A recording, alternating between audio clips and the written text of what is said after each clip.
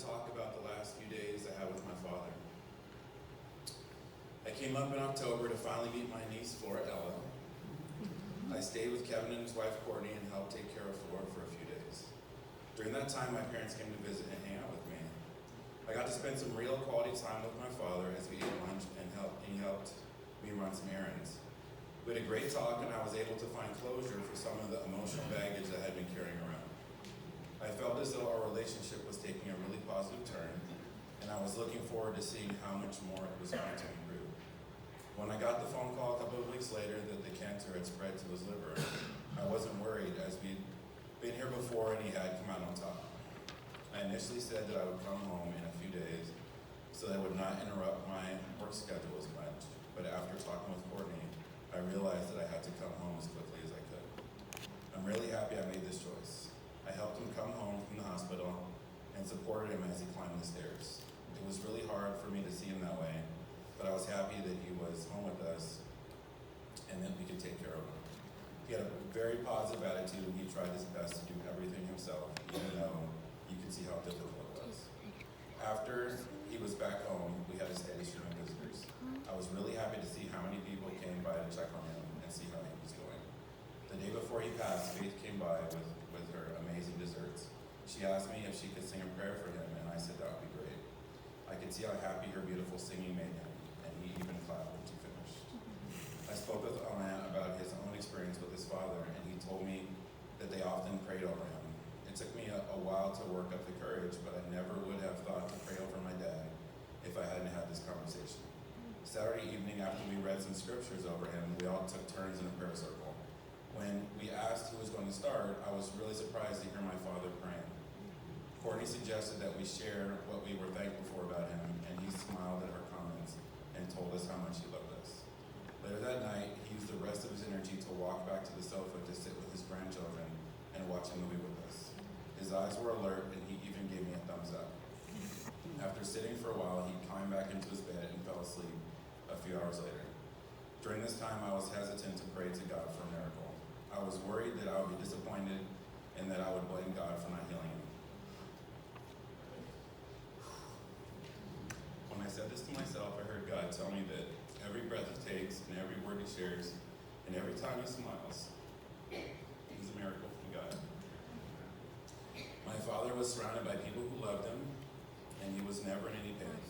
He died Sunday morning after we all had a chance to speak with him and say our goodbyes.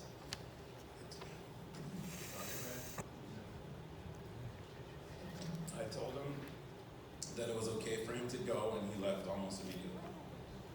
In the weeks since he passed, I've been telling people the same thing every time they offer their condolences. I say that I know my father loved me and my siblings. I know that he loved my mother and was faithful to her. I know that he was proud of me and my siblings' accomplishments. And most importantly, I know that he loved Jesus and is with him in heaven. Thank you for coming today to celebrate the life of my father.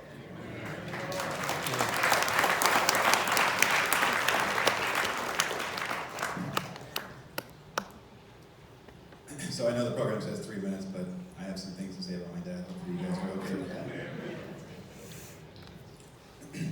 So my dad was an amazing father, husband, brother, grandfather, friend, doctor, teacher, and the list goes on. My dad was a hero. My dad was my hero. I always looked up to him. I remember being so proud when I was a kid, and someone asked me what my dad did for a living. I would stick out my chest and say, my dad's a doctor. But he was so much more. He was a kind and gentle man. He was intelligent but humble. He was driven and successful. He rarely complained, even towards the end when he was suffering. My dad was a fighter. He kept beating cancer, and I told myself, he's going to keep beating it, because to me, my dad was invincible. He never let me know how bad things had gotten. He was the eternal optimist, and it was contagious. My dad had such a blessed life.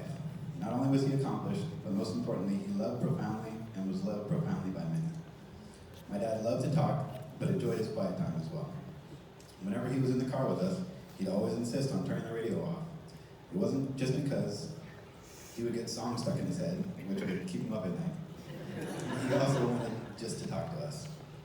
I remember in high school, my dad was supposed to have a conversation with one of my teachers, and asked my teacher if he had talked to my dad. He said, "Did your dad kind of go on and on for a while before getting to the point?" I said, "Yeah, that's my dad." He was terrible at telling jokes. He would start to tell it, and inevitably, halfway through, he would stop and say, "Wait a minute, let me make sure I get this right." Or he would just completely start over before getting to the punchline. Don't get me wrong, he was a funny man and could be downright silly with his children, but his joke telling left something to be desired. I'm going to miss telling my dad about any medical concern I had. His usual answer to me would be, "Okay, give it a few days and we'll see what happens." Just talking to him about it made me feel better. I don't know how many times growing up I told him I knew for sure I had strep throat. Even though I'm sure he knew I didn't, just to make me feel better, he would test me every time. That was the kind of man my father was. He cared deeply for his kids and always did whatever he could to make us feel better, whether it was a physical ailment or emotional concern we were dealing with. He always saw the best in people, believing that everyone had the best of intentions like he did, and he tried to get us to see the same. He was always concerned with everyone else and making sure they were comfortable. He was the kind of man who really believed in putting others first. His own well-being was always second. People frequently tell me how much I remind them of my dad. I like to think it's not because I was blessed with his amazing hairline, but instead because he gave me his patience, his compassion, his determination, or any one of his beautiful qualities. There were many. I look out at all of you and see evidence of the many lives he touched. He had a way of making you laugh with a look or a quick comment. He loved to take a moment to have a good conversation with someone. It would take him a while to get to his point, but he always had one. My dad was a great man and a great father. He taught me what it is to be a man, how to treat people, how to love my family, and how to be a father. Even though he will not physically be here to see our daughter Flora grow up.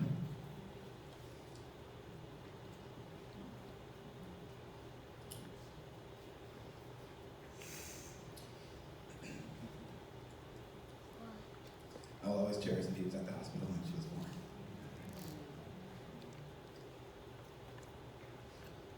And I'll always remember the pride I had in walking into the NICU and the joy on his face meeting his granddaughter, his first granddaughter.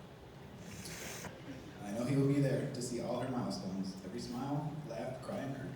He will live on through me and the kind of father he showed me how to be, and also in the rest of his children. He gave each of us a part of himself that we will bring to each of our families, and I'm very proud to do so. He was a man of traditions. He loved to hand out gifts at Christmas while wearing a Santa hat and saying to so-and-so from Santa, in a voice only he had perfected. He, along with my mom, made Christmas special not because of the gifts we received, but because of the time we were able to spend together. That's why Christmas is my favorite holiday. The joy on his face when someone opened a gift from him is why I love to give gifts. My dad also made sure he found a perfect card to give you with just the right message, even if that meant he had to get 2 cards, which he frequently did. Because one had some of the message he wanted and the other had the rest. These are the things I hope people see in me when they say I'm calling my dad. I had many names for my father. I called him Daddy or Dates. Also in high school, I decided to learn French since my dad spoke it fluently, and I loved the idea of being able to have a conversation with him in another language. It would be something we could share, just the 2 of us, unless, of course, my sister was around. So once I started learning the language, I started calling him Mon Père, which means my father. When he would call me, I would always answer the phone with, "Hey, Mon Père," and that's also the way I would greet him whenever I saw him. That's what I called him most. I love my father very much.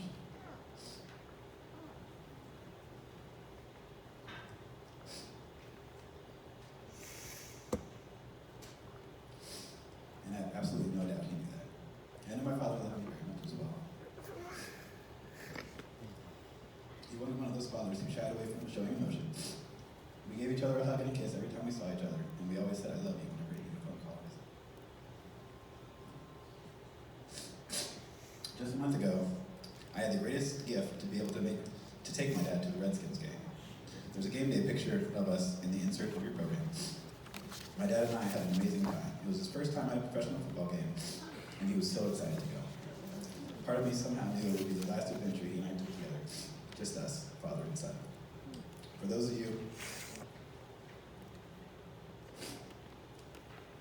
who don't know, my dad and I loved rooting for the Redskins together.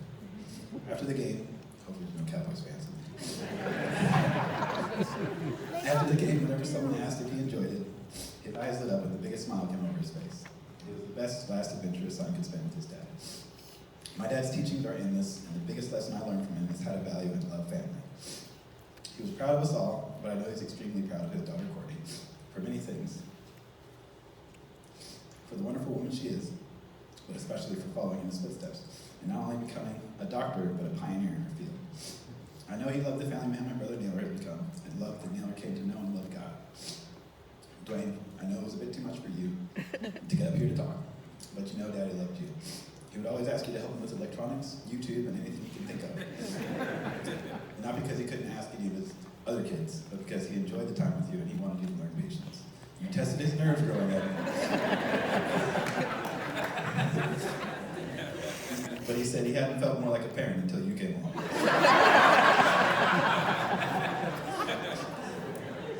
You made him work for it. That's not a bad thing. You left your mark on him, and he left his mark on you. My dad loved his wife, my mother, deeply. The two of you shared a love very few have ever experienced.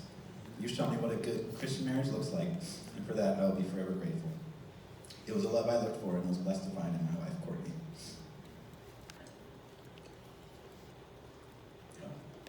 47.5 years is a long time to spend with one person, but I never felt like their marriage was in jeopardy because of the great joy they emanated when they were together. They could test each other's patience, but they always took care of each other. My dad also loved my wife, Courtney, and enjoyed his conversations with her, especially if he could talk about any world travel or about her life in the Peace Corps, which reminded him of his time living and working in Niger with the Medical Corps.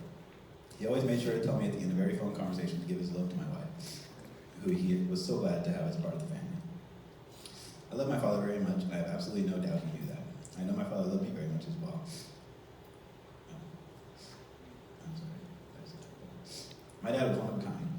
He was a wonderful man, and I still can't believe he's gone. I'm sure it will always hurt, but I know he's in heaven looking down at us smiling right now. He loved beauty, and I know he is now enjoying heaven's eternal magnificence and beauty. I miss you, Daddy. I love you, days. Goodbye, Mom and Perry.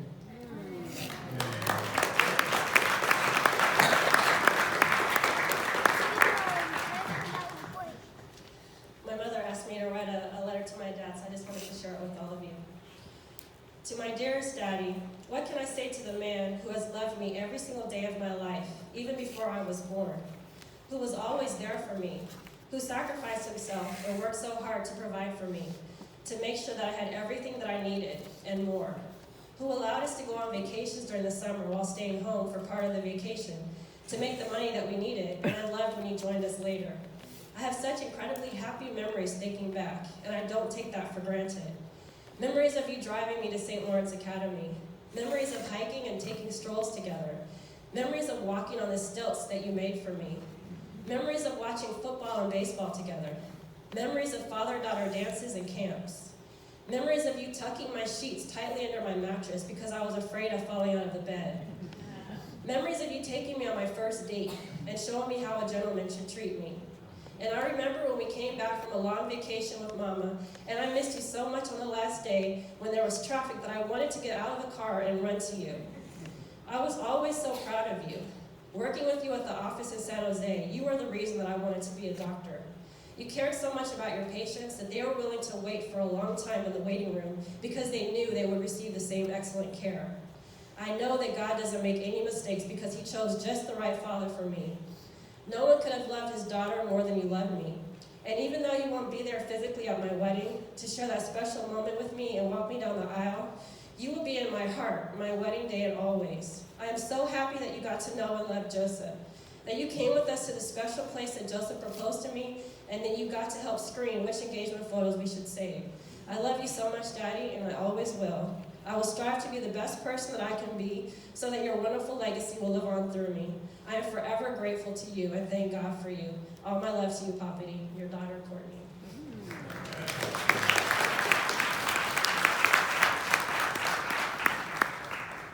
This is a very hard act to follow. Maybe a